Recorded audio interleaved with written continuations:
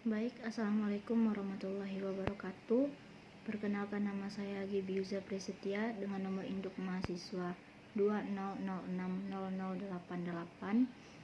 Saya berasal dari Prodi Ekonomi Pembangunan Fakultas Ekonomi Universitas Negeri Padang, dengan mata kuliah yang akan saya jelaskan yaitu Statistika Lanjutan dengan dosen pembimbing Bapak Alphonse Sastrianto. Saat ini saya akan menjelaskan bab 16 tentang analisis regresi dan korelasi berganda. Pada materi kali ini kita akan mempelajari tentang regresi berganda untuk mengetahui hubungan dan pengaruh dari beberapa variabel bebas atau independent variable terhadap variabel terikat atau dependent variable. Yang pertama yaitu kita harus mengetahui dan memperdalam pentingnya pengetahuan tentang regresi berganda, seperti beberapa kasus ekonomi yang menggunakan regresi berganda. Yang pertama yaitu investasi PMA dan PMDN meningkat. Yang kedua, produktivitas dan kepuasan sumber daya manusia. Yang ketiga, harga tidak hanya dipengaruhi oleh produksi atau penawaran. Analisis regresi berganda ini pada kenyataannya nilai impor tidak hanya dipengaruhi oleh nilai tukar saja. Banyak faktor lain yang mempengaruhi seperti pendapatan, suku bunga di dalam negeri, dan kebijakan perpajakan. Untuk menganalisis besarnya hubungan dan pengaruh variabel independen yang jumlahnya lebih dari 2 digunakan analisis regresi berganda.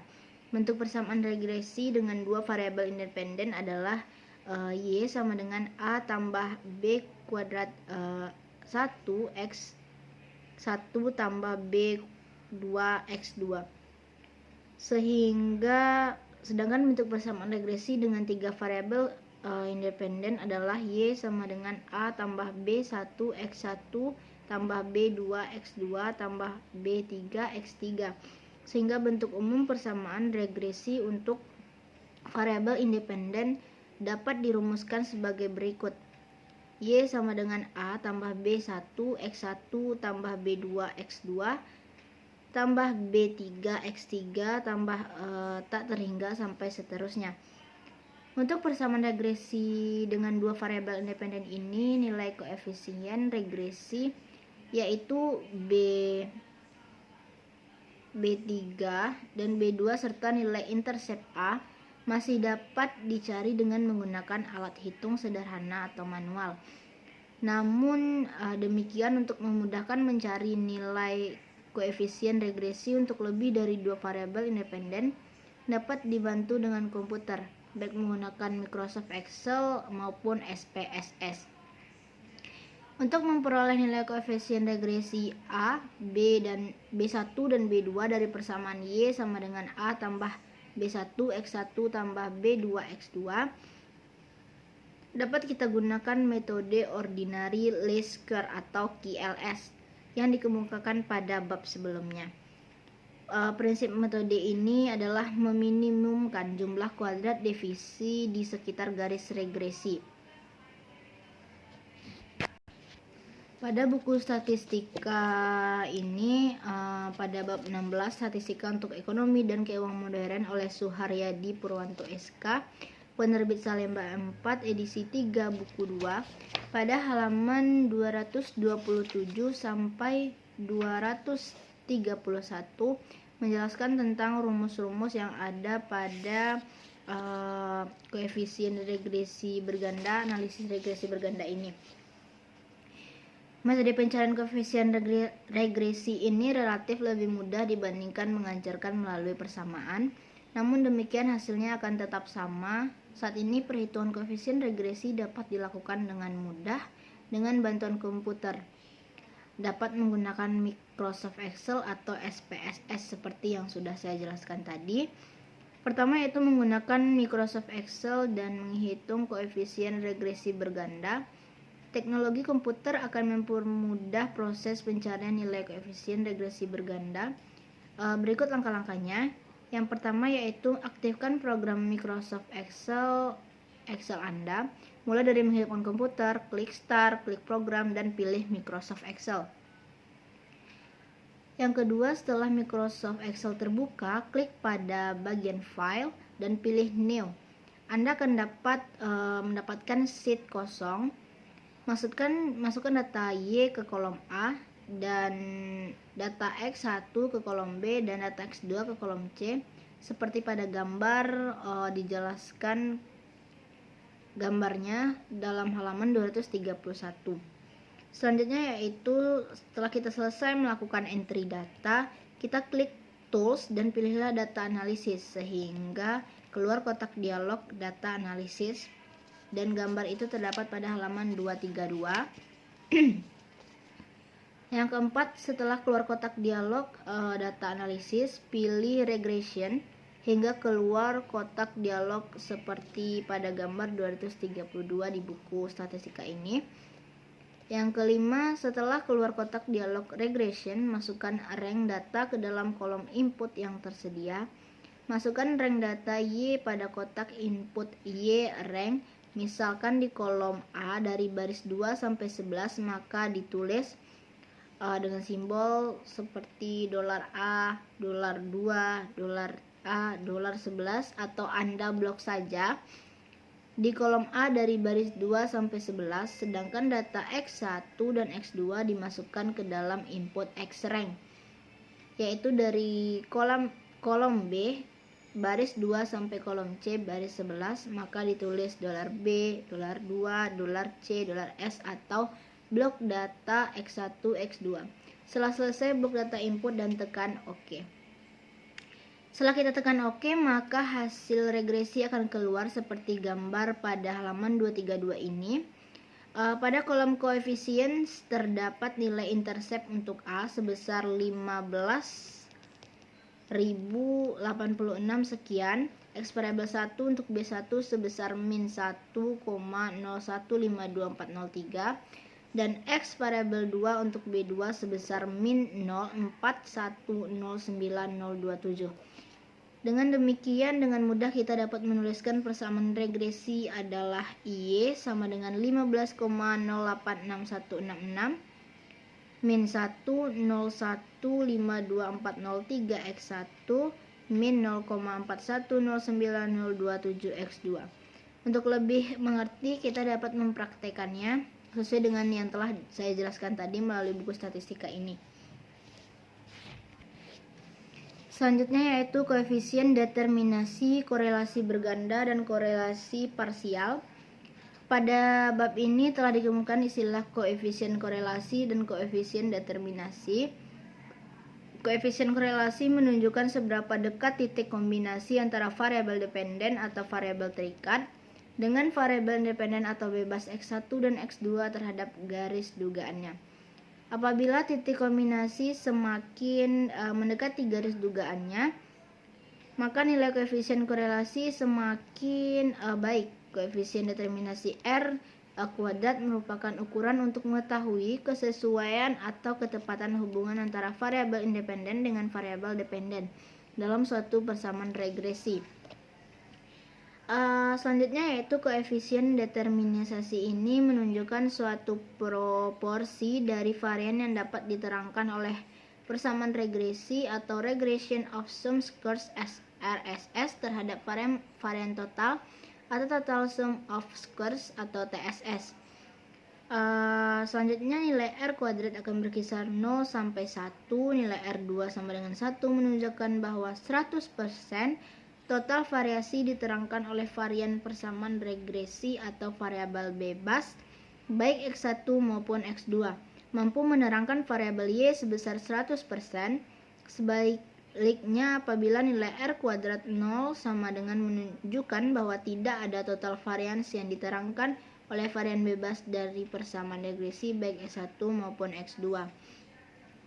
Sebesar-besarnya nilai R2 dikatakan baik atau kuat menurut Lane pada tahun 2002, maksudnya nilai koefisien determinasi lebih besar dari 0,5 menunjukkan variabel bebas dapat menjelaskan variabel terikat dengan baik atau kuat.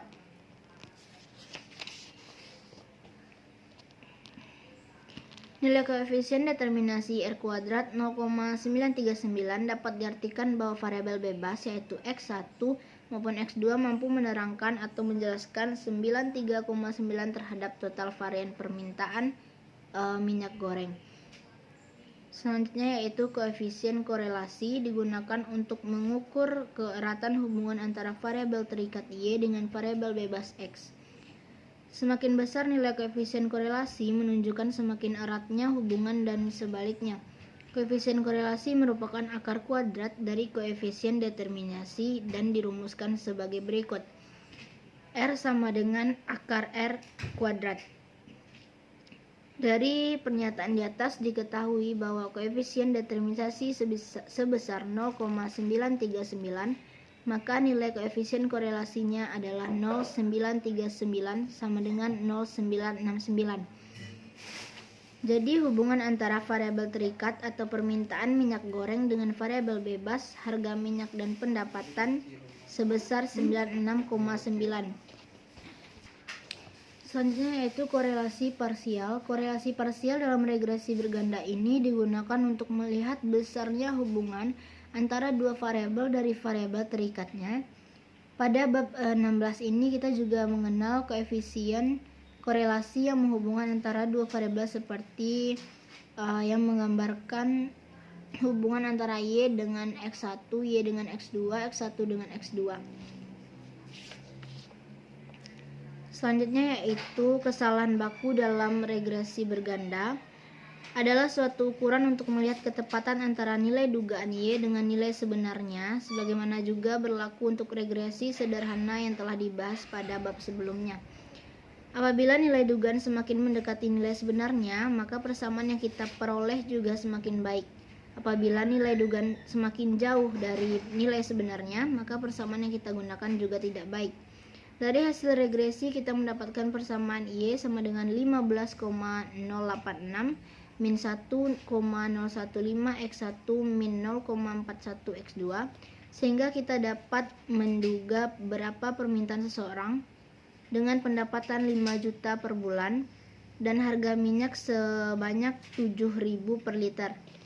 Nilai dugaannya adalah Y sama dengan 15,086 min 1 0,15 dalam kurung 7 min 0,41 dalam kurung 5 5,92 liter per bulan. Pada kenyataannya orang tersebut membeli 6 liter per bulan, sehingga ada selisih nilai sebesar 6 min 5,92 sama dengan 0,08 liter per bulan. Selanjutnya yaitu kesalahan baku penduga. Kesalahan baku penduga disebut juga dengan standar error atau estimation, yaitu melihat seberapa jauh nilai penduga yaitu B1 dan B2 dari nilai sebenarnya. Selanjutnya yaitu pengujian hipotesis pada regresi berganda. Yang pertama yaitu tentang uji global. Uji global disebut juga uji signifikansi serentak atau uji F. Uji ini dimaksudkan untuk melihat kemampuan menyeluruh dari variabel bebas X1, X2, X dapat atau mampu menjelaskan tingkah laku atau keberagaman variabel terikat Y. Uji global juga dimaksudkan untuk mengetahui apakah semua variabel bebas memiliki koefisien regresi sama dengan 0. Untuk melakukan pengujian secara global ini ada beberapa langkah yang diperlukan, yaitu yang pertama menyusun hipotesis, yang kedua menentukan daerah keputusan, yang ketiga menentukan nilai F hitung, yang keempat menentukan daerah keputusan, yang kelima memutuskan hipotesis. Uji signifikansi ini parsial atau individual, digunakan untuk menguji apakah suatu variabel bebas berpengaruh atau tidak terhadap variabel terikat. Pada regresi berganda Y sama dengan A tambah B1 X1 tambah B2 X2 tambah tak terhingga, mungkin variabel X1 sampai Xk secara bersama-sama berpengaruh nyata. Namun demikian belum tentu secara individu atau parsial seluruh variabel dari X1 sampai Xk berpengaruh nyata terhadap variabel terikatnya Y. Nyata atau tidaknya pengaruh suatu variabel bebas terhadap variabel terikatnya juga bergantung pada hubungan variabel tersebut dan kondisi sosial ekonomi masyarakat. Untuk mengetahui apakah suatu variabel secara parsial berpengaruh nyata atau tidak, digunakan uji T atau T student. Untuk melakukan uji T ada beberapa langkah yang diperlukan. Yang pertama, menentukan hipotesis, kedua, menentukan daerah kritis, ketiga, menentukan nilai T hitung, keempat, menentukan daerah keputusan. Yang kelima, menentukan keputusan. Selanjutnya, hasil pengolahan data dengan bantuan komputer ini memungkinkan kita untuk tidak perlu melihat T-tabel karena output dari pengolahan dengan bantuan program Excel sudah menampilkan value dari T hitung setiap koefisien. Dengan membandingkan nilai p-value dengan taraf pengujian 1% atau 5%, maka dapat diketahui apakah H0 diterima atau ditolak. Jika nilai p-value kurang dari taraf pengujian, maka kesimpulannya tolak H0, terima H1, dan sebaliknya jika nilai p-value lebih dari taraf pengujian terima H0.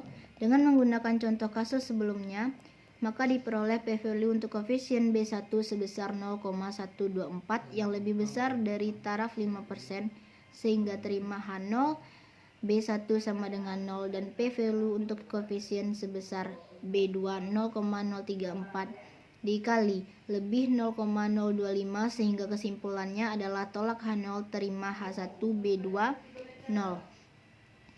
Selanjutnya, asumsi dan pelanggaran asumsi pada regresi berganda dan regresi berganda dalam ekonomi dan keuangan. Pengujian hipotesis dilakukan untuk melihat apakah variabel bebas mampu secara bersama-sama maupun secara parsial menjelaskan tingkah laku variabel terkait. Uji global adalah uji signifikansi serentak atau uji F. Uji ini dimaksudkan untuk melihat kemampuan menyeluruh dari variabel bebas yaitu X1, X2, sampai seterusnya untuk dapat atau mampu menjelaskan tingkah laku atau keberagaman variabel terikat Y. Agar hasil regresi tidak bias dan efisien, maka harus diketahui apakah terjadi pelanggaran terhadap asumsinya. Beberapa pelanggaran asumsi yang mungkin terjadi adalah multikolineritas, yaitu terdapatnya hubungan antara variabel terikat. Yang kedua, heterokedalisitas, yaitu pelanggaran di mana nilai residu ternyata tidak bersifat konstan untuk semua data Y. Dan yang ketiga, autokorelasi, yaitu pelanggaran asumsi di mana terdapat korelasi antara data pengamatan. Baiklah, pada bab 16 ini hanya itu yang dapat saya jelaskan dan saya sampaikan. Lebih dan kurangnya saya mohon maaf jika ada penyampaian baik salah kata maupun salah dalam menjelaskan. Saya mohon maaf. Saya pamit. Assalamualaikum warahmatullahi wabarakatuh.